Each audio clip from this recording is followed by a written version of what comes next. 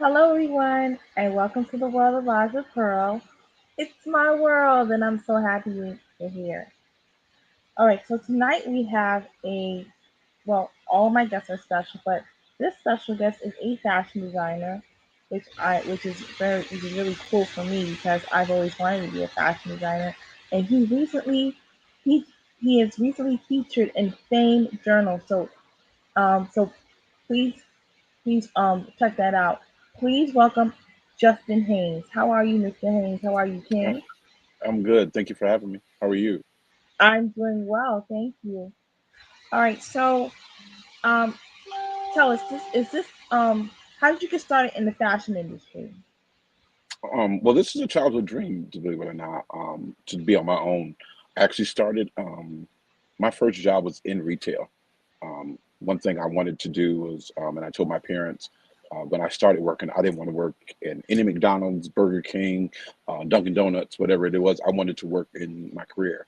So I started off as a Gap. So my career started out. At the Gap my junior year in high school. I was there for 19 years. Then I moved to luxury retail. After being in luxury retail for the time, my father got sick, so it was either and my position had got been dismantled. So I was regional director um, over 19 stores. Doing what I do, literally in the merchant world. And my position had got dismantled in my area, so it was either go to Chicago or start my own. It would start my dream, and I had the conversation, and I started. So, and here I am, 13 years in with Justin H. So this was nothing that just came overnight. This is what I wanted to do back in middle school.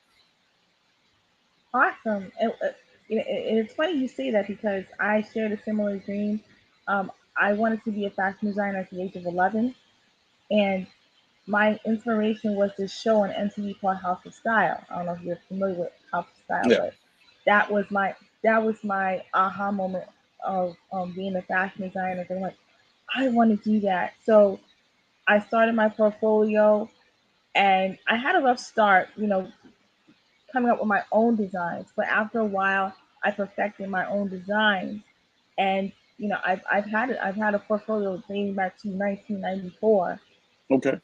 and I still have it till this day. Um, but the problem is that I didn't have like the tools that you have. I mean, even though I was born and raised in New York City, and I had like everything I needed at the my fingertips, my parents had other reservations, had other plans for me. I mean, but that's neither here nor there. But And it's not too late for you to start your dream, though. It's not too late. no, not at all. And like I said, I still have that portfolio, and I do plan to bring those designs to life. You should. But for the moment, I do jewelry. So as you can see, either this is what I created, and I created this choker as well. So Nice. yeah, so so I have a brand called Carlin and Davika Gems, and I want to expand it to clothes for petite women because I'm petite, I'm 5'3", and there needs to be a brand for petite women. Of course, of course. And you may be that voice people need to see. Yeah, So yeah, go yeah. ahead. I support it. I support it. Oh, thank you so much. Thank you so much. So so the Fame Journal, was this your first time in print, or has it been many other times you've been in print? Many other times in print. This is my first in Fame Journal. Fame Journal is a pretty huge celebrity publication internationally. When I did the interview, I'm thinking it was just going to be a regular blog post, not thinking that I would actually make the cover of this month's issue. So it's still humbling, and it's still kind of surreal in those moments because I still feel like I'm dreaming. Yeah, When I finally see that, when I get the email or when I get the notification that, hey, you're on the cover of this or your work is on the cover of that, still a humbling moment for me. It's nothing that I get big headed because what I realize in this industry and I take to heart, and a lot of creatives should take this to heart too as well. You can be in today and you can be out tomorrow. So exactly. I really I take these opportunities. I don't take them lightly. I take them with a handful of respect and dedication to keep going. So yeah, this was my first in Fame Journal, which I was totally surprised and actually thankful and shocked at the same time. I think it's super cool when you put all this work and effort into your craft and people are noticing it and they're like, hey, we want you to feature in our magazine or our website or our podcast, and it does it, you should feel humble because like you said, you could be in one day and out the next day. So Right, it's right, very humbling. People should be humble when someone so big to notice them right. and And they let me want. say this: I don't really. It doesn't really matter the size of publication, the size of podcasts, the size of blogging. I think if anybody takes the time and say, "Hey, I want you on my show," regardless of how big or small it is, Mhm. um, that's still a humbling opportunity. I take each time that I'm asked as a humbling opportunity. So I just want to put that out there to creatives, regardless of Oh what yes, platform it is. You know, take it. Any little bit of exposure, any little bit to tell your story, is great. So I'm always thankful for any platform. yeah. I totally like I said, I totally agree. I totally agree because it's nice. It makes you feel good when somebody notices your talent and they think they think you're talented and they're like, we gotta watch out for this person. We Right, gotta right, keep an eye on this person because right, this person is something special. right. It does something. It does something. I'm thankful. So so have your parents have always been supportive of your dream in fashion? 100%. Um, I actually told my mom when I was leaving my job. And I felt, I needed to stay around because my father got sick. My father passed um, after his sickness. No, So I was that's thankful that I was unfortunate. able to stay around and help my mom. But my mom was 100% supportive. The day that I left my job, I called her crying on my way to uh, home. I was on the highway. It was the longest 40 minutes ever. And No. I was just like, cried and one thing I have to say, regardless, since that day to now, even if she couldn't be at the runway or couldn't travel with me anywhere, she was always somewhere on the live or always supportive. So they've always supported this dream that I have, and I'm thankful for that because not many people can say that they have some parents that would support them in a creative stance. Right. You know, there's a lot of parents who are supporting them in being a lawyer, being a doctor, being different things like that. But people need to understand this is a career in the industry just like anything else. And to have that support is even greater. I think it's wonderful that your mother has been supportive of you. Um, has any other relatives or any other family members been supportive of you besides your mom? Of course, like I have a huge support system um, from my siblings on down. So like my aunts, I have, one of my major support systems is one of my aunts in Texas. I call her my Auntie Kim. She's like my neck support. Like outside of my mom, she's right there. Every day she's checking in and she's saying this and giving me, and supportive, encouraging words. So, you know, um, she's like her sis. She supports her nephew. And then there's like my godchildren, and there's my god sisters, and my god brothers. Um, that stay up with me when I need another eye. There's my god sister Leah, and my goddaughter Quanisha, who when I need something and I'm up late at night, and I know they're up late at night, I can pass them. I can like, hey, what do you think about this? So I've had a huge support system, and I'm thankful. Is everybody supportive? No, they're not. But I can say that the amount of support that I do have, I'm grateful for it. And those that aren't supporting, I've learned to, you know, they're not important. Yeah, yeah, definitely. So, are you located in New York? No, I'm in Springfield, Massachusetts. Okay, because I'm looking at your style. I'm looking at the way you dress, and it reminds me of Harlem. I'm in New York all the time. Like New York is like my second home. But Springfield, Massachusetts is where I am, was born and raised. This Hmm. is not a fashion city. This is not a fashion state. Massachusetts is not a fashion state. Believe it or not, I'm one of the first to even, make it to Fashion Week, to make it, you know, overseas, and to be Yes, this big outside of Ruth Carter, who's a costume designer.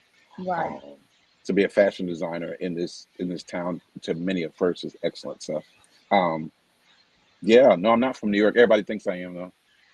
Yeah, yeah, like I said, I'm looking at the way you're dressed, and it just reminds me so much of New York, Oh, because that's how some of the men work dressed in Harlem. hmm, you're right. Yeah, You're right. Anything goes in New York, and I love it. I was just there yeah, today, and just what you wear is what you wear. What you get is what you get. definitely, most definitely. Um, so have you? So how long have you been in the fashion industry? You said you've been in the fashion industry since junior high. No, no, no. I've been yeah, well, in the industry of retail. As a fashion designer, I spent since 2010, so 13 years. Okay, so you've experienced a lot of ups and downs in the fashion industry, correct? Definitely, definitely, definitely. Like, could could you Sure. explain? Oh yeah, I can explain. Let me just say this: the fashion industry is an industry that you must be educated in. It can't be an industry where you see it and you love it and you just want to jump right into it because you'll fail. I remember the days of Bryant Park, and I wanted to be at Bryant Park, and wanted to be in the fashion show. I wanted to be at the shows, I wanted Mhm. to, I saw myself down the runways, and I remember my first season of Fashion Week. It was nothing like that, because I was at a lower tier. Didn't know that there was different tiers of Fashion Week. Didn't know that there wasn't an official Fashion Week. I didn't know that there were shows that just happened during Fashion Week. They were not on the official calendar. So like that was an eye opening for me because I walked into this place and I'm like, this looks nothing like Brian Park. This looks nothing like what I see on TV. You Mhm. know, um, but there were tiers to it, and it was a show. But from that show, um, I remember we were in this open white space. I thought the show was like, I'm like, I totally failed this being Fashion Week. I'm like, I will do it next time. I was the last one. I had music problems. I had everything you could think of went wrong. Oh I went no. to do my final walk, and there was an editor. There was a guy sitting out there, and he shook my hand coming out, and he was like, "You had the best collection tonight." I'm just thinking this is a regular person. I'm like, thank you so much." A couple of days later, there's like this blog that comes out with the best small boutique collections of New York Fashion Week. I mean, number two. This was an editor of Elle magazine that was Oh sitting on the wow. front. So I'm like, Huh? okay, all right. And then from there, that's when everything trickled in. But from that, that's where I got my education from. Melissa Shea, who is one of the top networking um, contenders of New York Fashion Week. She has it's Fashion Mingle, and if you don't know what Fashion Mingle is, you should definitely join Fashion Mingle because it definitely gives you all the education you need about Fashion Week in the industry. Mhm. And from there, I was able to actually grasp hold to it. The good times and the bad times, the ups and downs of this industry. Um, you can have customers today, you can have none tomorrow. Mhm. I started out with zero customers. It's all in word of mouth and it's all in how well and consistent you stay. You know, only way that I was able to actually move up to tiers in New York Fashion Week was the consistency and knowing the industry. So I have to say this is not an industry where you can jump into. I have to say it again. You have to know your industry because you would fail. You will Right. fail. So getting out of the opinions of people was another thing I had to do because my aesthetic of my brand was totally different. So I Mhm. had to make sure that it was cohesive to what I wanted to do. And once I got that in my head, I was able to move a little further too. Good. And even though I've always wanted to be in the fashion industry, I'm still learning. I mean, I'm over 40 and I'm still learning about the fashion industry. It's like an ongoing education, and that's all good. It's all good. But Yeah. like I said, you know, I've I've I've I was born and raised in New York, and I've been around Bryant Park, and I've been in awe over the fashion shows, how I want to be part of it, and it's like it's like I'm looking from the outside and I'm seeing where I want to be, but I'm like, how do I be part of that? I that's what goes in my head. I'm like, how do I be part of that, and will I be part of that? You Because I will. want to be It's part of it so bad. That was I'm looking at my dream play in front of me, but like I said, I didn't have like the tools or like the right guidance, um the right people to guide me to but where you I want can. to. But you can still get that. There's so many, and you brought up a great point. It's in the connections. It's in the connections and it's in the networking that you do. You can't be in this industry and think you can stay to this box and stay by yourself. A lot of this industry and a lot of moving forward is collaboration. You got to collaborate with individuals who are like-minded like yourself, but also too have done Mhm. it before. You can't collaborate and think that you know people that are lower than you or who are still in those first two tiers can give you the knowledge that you need. You have to broaden your horizons, and that's how I was able to make it. Being able to go to these different events and pushing my way through. It wasn't just a point of me just sitting there. Like when there was an event and I knew that I needed to be front row and center, I was there. I wanted to Mhm. see. I wanted them to see who I was. So, and that's a major point of this industry. You've got to make sure you got to make yourself known, and you have to make sure that you create a brand that's conducive to the eye of those contenders. Right. It's got to be consistent and it's got to be streamlined to what they want to see on their magazines, what they want to see down their runways. You know, Brian Park was a dream, but now I have credentials to actually go backstage and to the official New York Fashion Week at Spring Street. So, like, it can happen. If it happened for me, it can happen for anybody. Yeah, I definitely agree, and we definitely need to talk after this. Sure, sure. Whatever I can do to help. um, have you been to other countries besides the U.S.? Have you been outside the U.S.? I did Paris Fashion Week. I did Milan Fashion Week, Dubai Fashion Week. I've done basically all the fashion weeks there is. Paris was my first international fashion week, and it was at the Eiffel Tower. Um, was that the most elaborate experience? Yes. Once I saw the pictures backstage, it was a whole disaster. Because it's people. I can't understand their language. So we're back there doing all these different things, and everything was just a total mess. And it was just like, you know, um, I was thankful for the opportunity.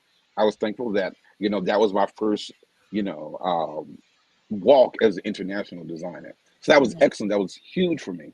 Yeah. But what you see coming down that runway is not what you see backstage. We Oh go no. through sometimes hell, before we can get out on that runway. So yeah, so I've done them all, even virtual, Singapore, Ukraine Fashion Week, to the point where now that I'm a fashion coach in India, fashion coach in Paris, in London, in Argentina, so yeah, it's been a good ride. Um to say so to make it full circle. Okay, so you mentioned India. Um, what state in India? Mumbai. Yes, Okay. Yeah, Mumbai is a very busy city. yeah, um, yes it is. and you said you've been to Dubai. Yes. How is Dubai? Because that's always been my dream to go to Dubai. Um, to be honest with you, I mean, it was good. Whenever I can go to these different countries and actually enjoy them, that'll be the time I can tell you how it is. When I go, it's strictly work. So by the time it's off the plane, it's to fittings. It's the fashion weeks, and I'm back home. Like there's Mhm. never any downtime. There's photo shoots. There's this. There's that. So I have to say, it's an amazing experience to be there, um, but you don't really get to enjoy. It's not a vacation. If I say that. No, I understand it's not a vacation, but and I know like it's all business. But what I'm trying to say is like, how can I put this? Is it Like what it looks like? the surroundings. Oh yeah, it's a beautiful place. It's definitely a beautiful place. I mean, it's not all desert like people may think it is. Right, You know, there's a city life to it as well. right. So yeah, yeah, yeah. So it's very nice. Yeah. Awesome. Very nice. Very nice. Um, do you have any have okay, have you ever met other designers like I don't know, like somebody like Jean Paul Gaultier or something like that? I have not met him, but I've met other designers. I've met Dapper Dan. I've met Tom Ford, who was actually the chairman, who was the chairman, and the reason why I'm able to be a part of the CFDA right now. There's Tom Ford. I met the makers of Kate Spray, one of her designers. I met one of them. Um, there's been a plethora of designers that I've met being in Fashion Week. Yeah, it's a long list, um, but they're just like regular people like we are, and that's one thing that I enjoyed about that. You know, I enjoy that I can share a platform that Michael Kors is on, you know, and different designers like that. Rebecca Minkoff, Hmm. um, you know, those individuals um, who I know struggled to get where they are today, and they Hmm. made a name for themselves. So Right. they're inspiration. They're inspiration. Yeah, it's you mentioned Michael Kors. Of course everybody knows who Michael Kors is. Um I can remember watching him on Project Runway and he I don't want to say he was brutal, but he was honest. Hmm. And it was kind of like, well, it kind of stung, but at the same time, he was honest for a reason because he wanted his designers to be better than who they thought they were. Exactly. He was pushing these designers to their limit, to their limit, which is great. And you know, we need people like Michael Kors to be an inspiration to those who want to make it in the fashion industry. We need people like him, and You you do. know, now he has.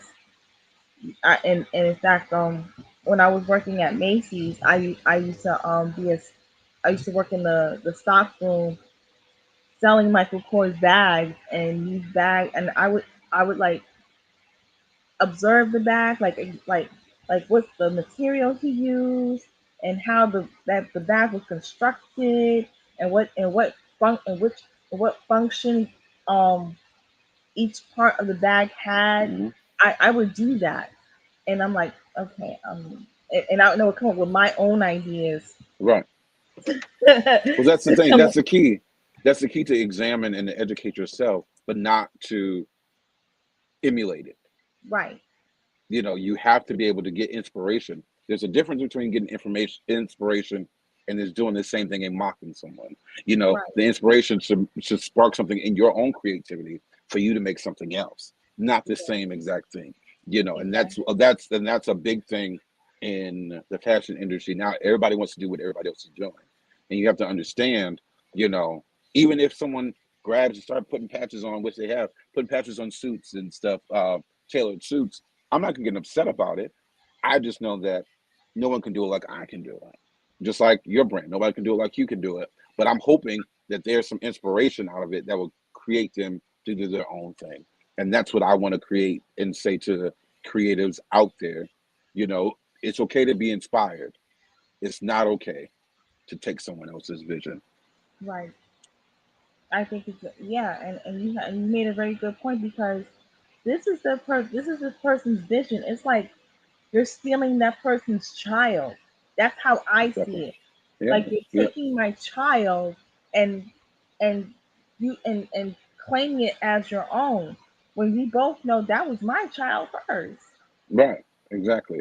But you gotta remember what everybody feels and thinks is so green, it's so pretty on the other side. They don't know what you had to go through to get where you are.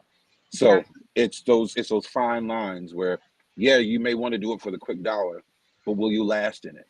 You don't know what I or any other designer had to go to get to their point of and the height that they are now.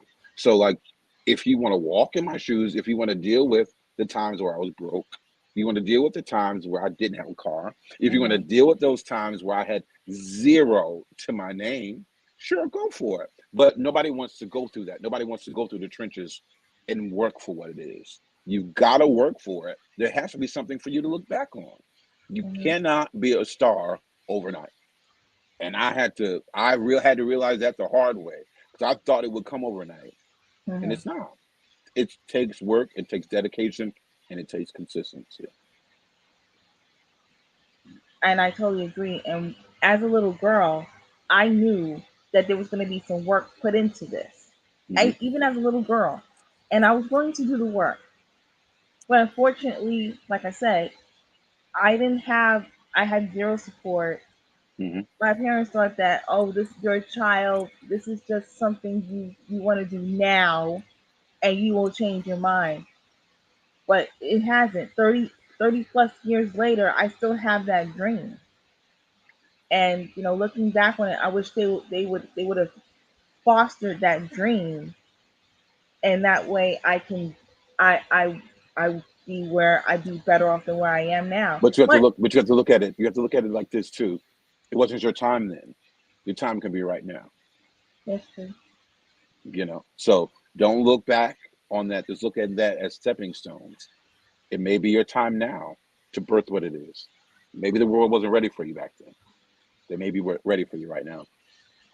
And it's funny you say that because when I was in college, I showed the chair, the head chair of the retailing department, my portfolio, and she said something that was very profound. She said that I could have been a fashion forecaster because the designs I had, it was foretelling what was going to be in style, like in a few years later. I was like, hmm, See, interesting. all right. So here it So is. Here's your future. right, and so and so when you say that, it makes me think. You're absolutely right because at 11, 16, 18, 19, they were not. That wasn't my time. Hmm. That was not my time, and I see that now because I needed to hone into my craft. Right. Exactly. I needed to hone into my craft, and maybe it was maybe this was maybe I I didn't need people to tell me I need to do this. I had to dig my own trail. Exactly. So you know, There's a plan for all of us. My mom says this all the time. There's a plan defined for all of us. We just got to follow it. That's all. I totally agree. Um, has has anybody looked to you as a mentor? I have several mentors now. Like I said, I'm fashion coaching in those in different cities, different states.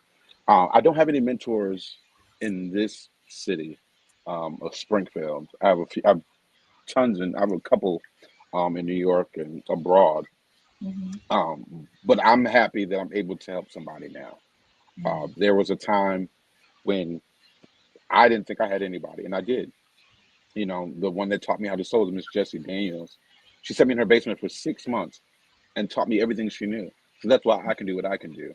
And one Yeah. thing she said to me was, the information that I'm giving to you, one day you're going to have to give it to somebody else. And she was absolutely right because now I'm mentoring thousands of people, and it's humbling to be able to be looked at to say, okay, I need him to, to tell me this. I need him to teach me this. It's Hmm. humbling when a university or a college can say, Justin, we want you to come and teach the younger students. So yeah, I take that now because someone taught me, and it'll Hmm. be really selfish of me to hold that and not give it abroad. Hmm. I Yeah, that's very enlightening. And we need people like yourself to pass down that knowledge that someone has given you. Hmm. Um, You're right. so Um, so tell me about your style. What was the inspiration from for your style? The inspiration I get all my inspiration for collections from my childhood sitcoms, movies. My first show came off of Brown Sugar, which is my favorite movie. So I get inspiration from those, so I can recreate. I'm a vintage guy. I love that vintage era of the 50s, 60s, 70s, 80s because I felt that everybody dressed better back then. We do okay I now, agree. but they really dressed back then. So my goal in my era is to bring that back with a modern feel. So when I first started, I had, I'm all about patterns and stripes. That's me. I think anything goes. Hmm. But my first show, I kind of went a little too overboard. Like I put everything that was in my mind from middle school, everything just came out, and it wasn't practical for the everyday life. So I wanted to do something. I had to revamp, and I always was a patch guy. I loved patches, and I wanted to put it on tailored clothing. So Hmm. patching became my signature, and that became my style. So I'm a modern vintage guy. I like vintage, the vintage era with a modern twist. So that's my style. Yeah, I like the vintage era because, like you said before, people dress much better than what they do now. Of course. Um, like for example, my one of my favorite eras. Well, my favorite era is the 1970s era. I Hmm. love the 1970s era because it was, the dresses. It was flowy. It had like it was sexy, yet it had a little bit of romanticism in it. Hmm. Um, and but it was fun, and It was clean. It was a yes, clean era. Everybody dressed well. They thought about what they put on before they put it on. Even exactly. if it was color, even if it was stripes, even if it was an all green dress with white stockings and black shoes, there was some thought put into it. Hmm. You just that stuff like that. When you do it, you just can't throw it on. You got to put some thought into it and see if this is going to make sense. Is it going to make sense to me first, and if it's going to make sense to the eye that's watching it? You know. Right. So that's what I enjoy, and that's what I want to bring back now. Yeah. And I see on shows like Good Times how Florida dress and how Thelma dress. And whenever I look at Good Times, I always watch how Thelma dressed. And Thelma was the way Thelma's wardrobe. It was so cute. It was A lot so of pretty. A-line dresses, eccentric patterns. Um, there was a lot of orange and browns. Hmm. The high collars. It was just the layering. If you think about Right. it, there was always a collared shirt under a sweater. There was always a collared shirt under a blazer. So there was a lot of layering and just really eccentric colors. That just kind of fit in to where it is, and that's the era that we want to bring back. Um. Well, my kind of style, right? Not right now, but my style is I love the Latino and Hispanic culture with Hmm. the Indian culture from India, Gotcha. and my two inspirations are these two girls. I was very close with years ago, and they were the inspiration to my designs. Mm. Shout out to them. Um, and it's been like that ever since. I Okay. the because the Hispanic and Latino side, I grew up in Spanish Harlem, Hmm. and grew up in Spanish Harlem, so I was I adapted to that environment. As far as the Indian culture is, I was introduced to the Indian culture by my friend um via Bollywood, through Mm. Bollywood Okay. films, and I would watch these Bollywood films, and I would watch the women dress, and I'm like, wow, to me they just look like so regal in their Hmm. saris, in their the way they dress, and I'm like, that's so cool. That is so Right. Right. cool. But then I also look at I look at the fashion in Africa, Hmm.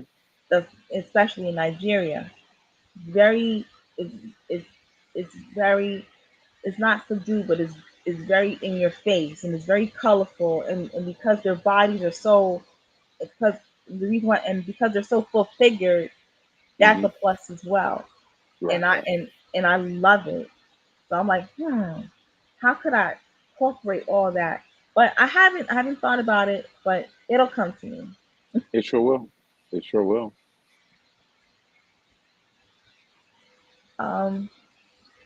Do you have any questions for me?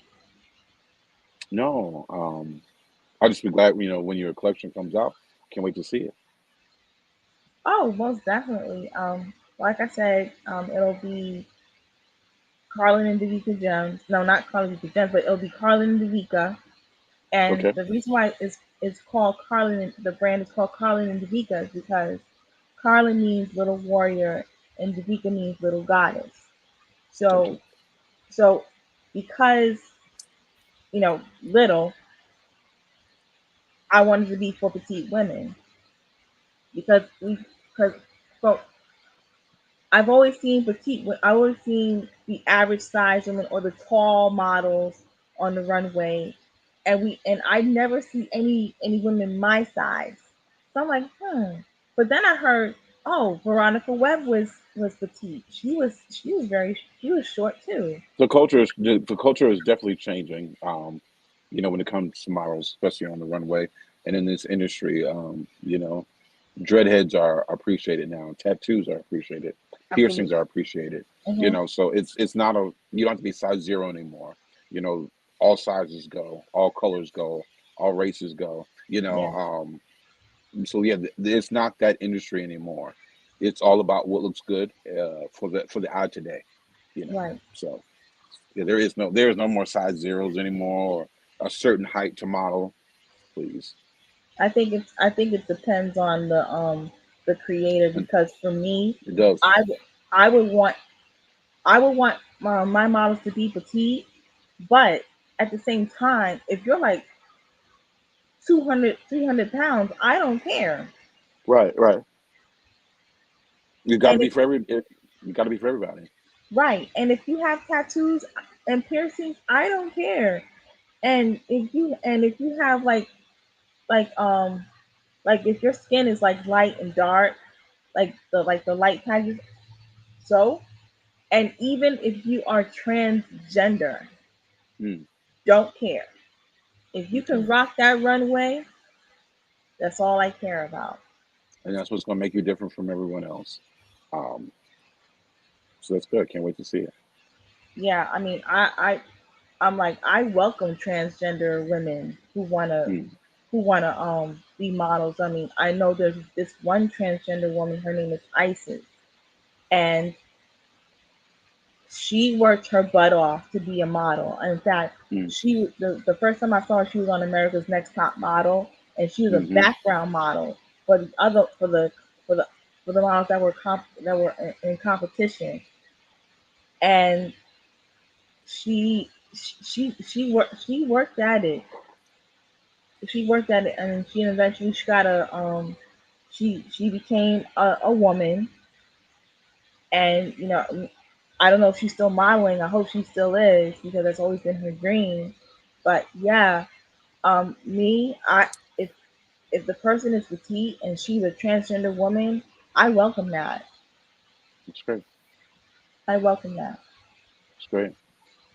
And I think the modeling industry does have a long road in accepting all people because there are certain people who don't like um featuring dark skinned women. I mean, like really dark skinned women. And then there's also some that don't want to feature transgender women because they're All right. transgender. But you got to understand, like all of this is new to the industry in a whole, so it's going to take time for everybody to adapt to it. Yeah, Everyone's not going to adapt to, the different sizes or the different colors, you know. But those that will embrace it, we just have to be that group that will continue to embrace change versus um, the opposite. absolutely. Um, so what are your what do you see in your future? Like, what do you see yourself in 5 years? What do you see, how do you see yourself in 10 years? I've learned number one, I definitely want to be more international. Maybe it's there where I reside, but I've learned not to think that far ahead. Um, I learned to live in the moment. I have goals, yes, certain goals and dreams, and that's to even be a bigger household name than I am right now. Um, but yeah, I'm taking it day by day. Um, that's the best that I can do for me. Um, if I think too far ahead, I get too anxious. So what I've decided to do is just take it as it, excuse me, take it as it comes. As things come, as things progress. That's where I'm supposed to be. So I you can live in give. the moment. I'm living in the moment. I can give God the desires of my heart, and I can tell Him what I want.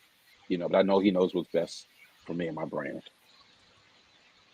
Yeah, I feel the same way with my brand as well.